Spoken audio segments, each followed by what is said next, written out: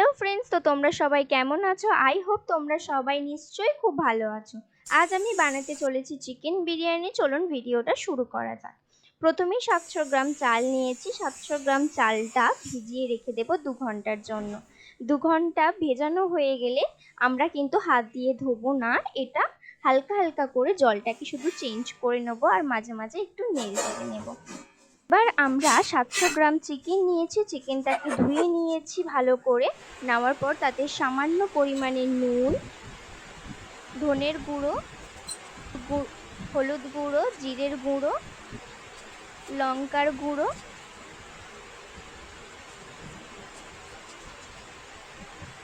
সামান্য ভিনেগার,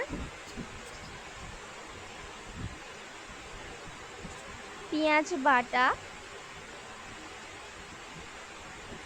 রসুন বাটা, আদা বাটা, পেঁয়াজ কুচি,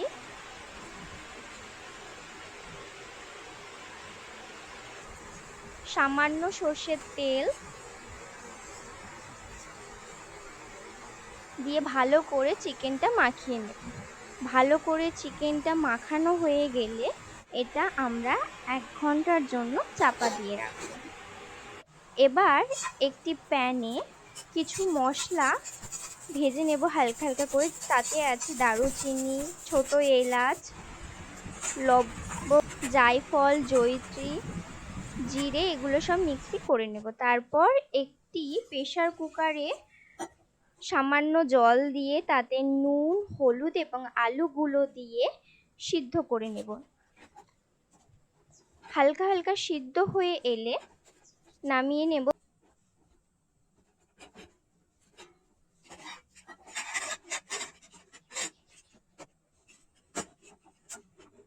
তারপর একটি প্যানে কিছুটা তেল গরম করে তাতে বেরেস্তাটা ভেজে নেব। পেঁয়াজগুলো দিয়ে কিছুটা লাল লাল হয়ে এলে বেরেস্তা রেডি। আমরা এবার নামিয়ে নেব। তোমরা দেখতেই পাচ্ছ কেমন লাল লাল হয়ে এসছে। এবার আমরা ওই তেলেতে আলুগুলো ভেজে নেব। আলুগুলো ভাজা হয়ে এলে একটি প্লেটে নামিয়ে নেব। এবার তোমাদের সাথে একটা টিপস শেয়ার করব, প্লিজ ভিডিওটা শেষ পর্যন্ত দেখুন। এবার একটি প্রেসার কুকারে কিছুটা সর্ষের তেল গরম হয়ে গেলে তাতে একটি তেজপাতা, লবঙ্গ, এলাচ, দারুচিনি এবং কয়েকটা রসুন দিয়ে ভালো করে নেড়ে নেব। নাড়া হয়ে গেলে তাতে সামান্য জল দেব। জলটা দেওয়ার পরে ম্যারিনেট করা মাংসগুলোকে দিয়ে দেব। মাংসগুলো দেওয়া হয়ে গেলে প্রেসারের ঢাকনাটা আটকে দেব এবং তার আগে আমি ওখানে হাফ চা চামচ গোলমরিচ গুঁড়ো দিয়ে চাপা দিয়ে দেব। দুটো প্রেসার দিয়ে নামিয়ে নিয়েছি। এবার মাংসগুলোকে একটি থালাতে তুলে নিলাম। এবার ওই প্যানে কিছুটা তেল দিয়ে মাংসগুলোকে ভেজে নেব। মাংসগুলো ভাজা ভাজা হয়ে এলে একটি থালাতে আমি তুলে নিয়েছি। তোমরা দেখতেই পাচ্ছ আমি কিভাবে মাংসগুলোকে ভেজে নিয়েছি।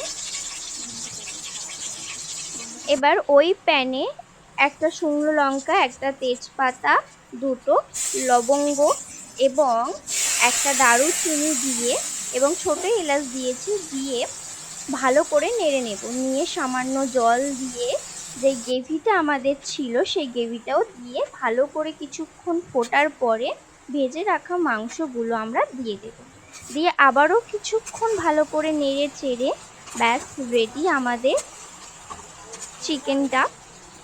তো তোমাদেরকে একটা ছোট্ট টিপস দিয়ে দিই, বাচ্চাদের যখন খুব ঝাল লাগে আমরা তখন চিনি বা মিষ্টি জাতীয় জিনিস দিই, ওগুলোতে ঝাল খুব বেশি কমে না। তখন আপনারা একটা ঠান্ডা দুধ দিতে পারেন, তাতে ঝালটা অনেকটাই কমে যায়। তো ফ্রেন্ডস, আপনারা যারা এখনও চ্যানেলটাকে লাইক, শেয়ার এবং সাবস্ক্রাইব করেনি, সো প্লিজ আপনারা চ্যানেলটাকে লাইক, শেয়ার এবং সাবস্ক্রাইব করুন। এতে আমার ভীষণ ভালো লাগবে এবং আপনাদের সাথে আমি নতুন নতুন ভিডিও শেয়ার করতে পারবো। এবার আমরা হাঁড়িতে কিছুটা জল নিয়ে নেব। জলটা কিছুক্ষণ ফোটার পর 10 মিনিট তাতে আমরা স্বাদ মতন নুন এবং সামান্য গোলাপ জল দিয়ে দেব। দিয়ে কিছুক্ষণ ভালো করে নেড়ে নেব। নিয়ে চামচে করে কিন্তু চালগুলো তুলে দেব, হাত দেব না। হাত দেওয়ার ফলে চালগুলো ভেঙে যেতে পারে। এবার ভাতটা 10 মিনিট ফোটার পরে 80% আমি সিদ্ধ করে নিয়েছি। আপনারা কিন্তু 80% সিদ্ধ করবেন, এর থেকে বেশি সিদ্ধ করলে ভাতটা নরম হয়ে যেতে পারে। আপনারা দেখতেই পাচ্ছেন আমি কিভাবে সিদ্ধ করে নিয়েছি। এবার আমি এখানে একটি অ্যালুমিনিয়ামের গামলি ব্যবহার করেছি। আপনারা চাইলে এখানে হাঁড়িও ব্যবহার করতে পারেন। হাঁড়ি ব্যবহার করলে খুব ভালো হয়, তবে দেখবেন হাঁড়িটা যেন একটু খোলামেলা টাইপের হয়। অ্যালুমিনিয়ামের গামলাটার মধ্যে আমি সাদা তেল একটু ব্রাশ করে নিচ্ছি। তাতে একটি কাগজ গোল করে কেটে নিয়েছি। নিয়ে তার উপরে আবারও কিছুটা সাদা তেল দিয়ে ব্রাশ করে নেব তেলটাকে। এবার আলুগুলোকে দিয়ে এবং মাংসগুলোকে দিয়ে এবার তার উপর থেকে ভাতগুলো দিয়ে দেব। কয়েকটা লেয়ারে আমি দেব। আপনারাও চেষ্টা করবেন এরকমভাবে লেয়ারে দেওয়ার, দিলে খুব বেশি ভালো হয়।